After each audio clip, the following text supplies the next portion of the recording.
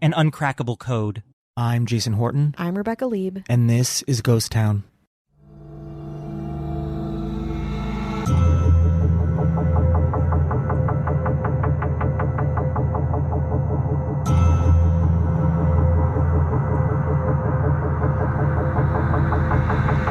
In 1982, David Martin, a resident of Surrey, England, decided to clean out the chimney of his 17th century home before the holidays. It was an innocuous activity to most, but what Martin didn't realize was that a simple household chore would unlock a mystery spanning decades, tripping up some of the most senior and expert codebreakers the world has ever known. So how does a chimney lead to an uncrackable code? Through a lost World War II carrier pigeon. Let's get into it. So Martin is looking through his chimney and something catches his eye. He reaches in and in a later interview told the BBC that he began, quote, pulling it down. Then the pigeon bones began appearing one by one by one. Down came the leg with the red capsule on, with a message inside. Inside the capsule, attached to a random pigeon leg bone, Martin discovered a coded message. 7 rows of capitalized letters in clusters of 5 letters each, and the last row including some numbers. Then 2 separate rows altogether underneath this message, spelling out NURP 40TW194, and on the next line, NURP 37DK76. This information, and of course the red capsule, and being who he was at a certain point in history, all of it alerted Martin to the fact that he probably pulled a carrier pigeon out of his chimney. During World War I, pigeons were used extensively to carry messages to Britain from mainland Europe. Flying at speeds of up to 52 miles per hour, the birds could travel astonishingly long distances for being very tiny birds, up to 620 miles away. Now, if you want to learn more about the incredible history of military carrier pigeons, check out episode 202, Project Pigeon. The European Carrier Pigeon Initiative is endlessly fascinating. I highly recommend listening to that to help understand just how insane this story is. Link in the show notes. But of course, you're here now, and I digress. Martin, like most English people, knew NURP 40TW194 and 37DK76 were maybe identifiers of the pigeons. The first 2 numerals generally indicating the pigeon's year of birth.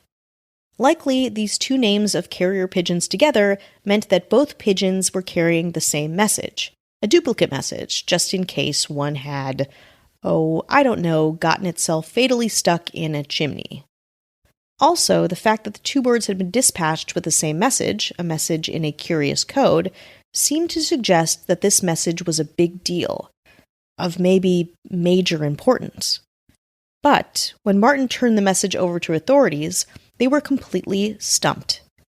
Britain's top codebreakers at government communications headquarters and at the prominent Pigeon Museum at Bletchley Park had no idea what the message said, so they enlisted the help of the public. And the public went at it. For years. To no success. Until luck struck this coded mystery in Ontario, Canada. More after the break.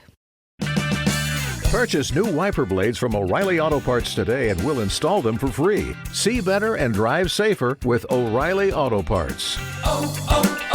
O'Reilly Auto Parts. Before we get to this code's lucky break, sorry, I had to, let's talk about what might have happened to the bird itself.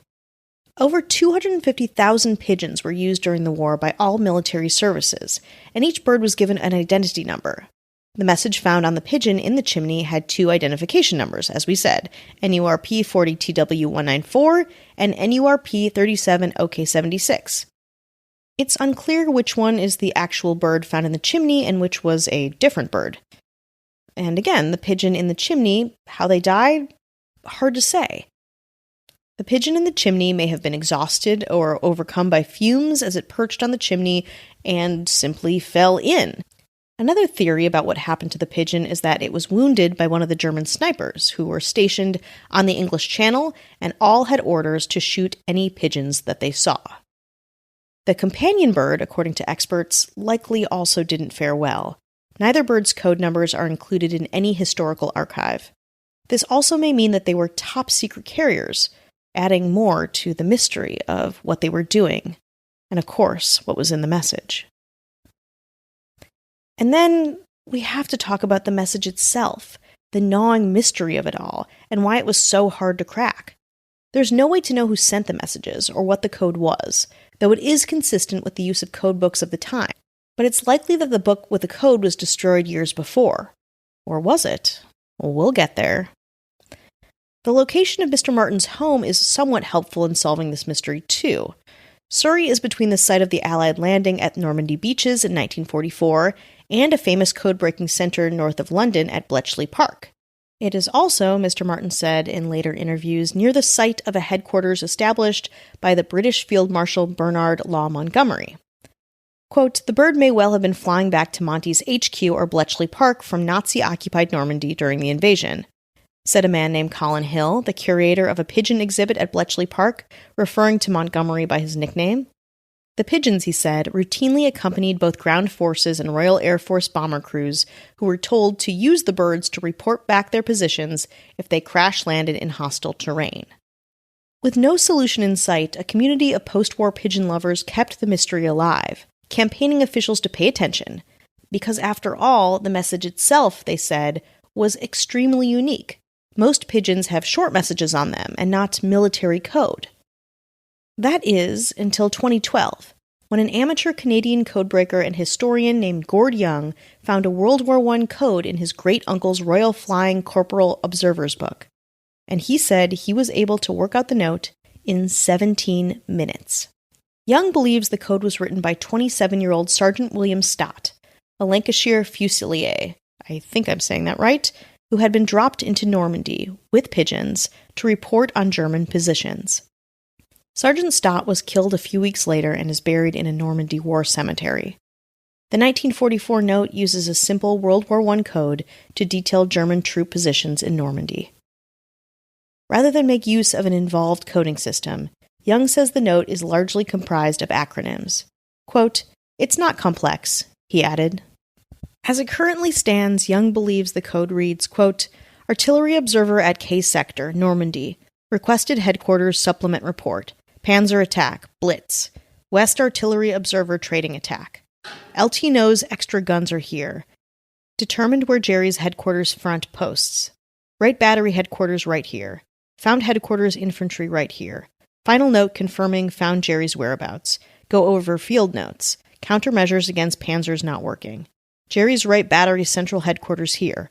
Artillery Observer at K Sector, Normandy. Mortar. Infantry attack panzers. Hit Jerry's right or reserve battery here. Already know electrical engineers headquarters. Troops, panzers, batteries, engineers here. Final note known to headquarters. Nothing crazy, right? Just kind of logistics, which again is different than what people thought it might be, that it might be something really big. But, according to Young, it was simple, logistical, sharing information. Information that was probably important, but again, not the revolutionary thing that I think people thought it might be. But again, not nothing. The general sent 2 pigeons to try to take this information home. So, when original chimney founder David Martin heard the news, he called the discovery unbelievable. He was thrilled. Him and his wife were so delighted with the 70-year-old surprise that she said it was like Christmas. Of course, now the message attracted worldwide media attention, but Britain's top codebreakers at the government communications headquarters were still skeptical, convinced the message was impossible to decrypt. A press statement from them said, quote, "We stand by our statement of 22 November 2012 that without access to the relevant codebooks and the details of any additional encryption used, the message will remain impossible to decrypt." Is it? Or did a lucky amateur best some British pros at their own pigeon code game? You be the judge.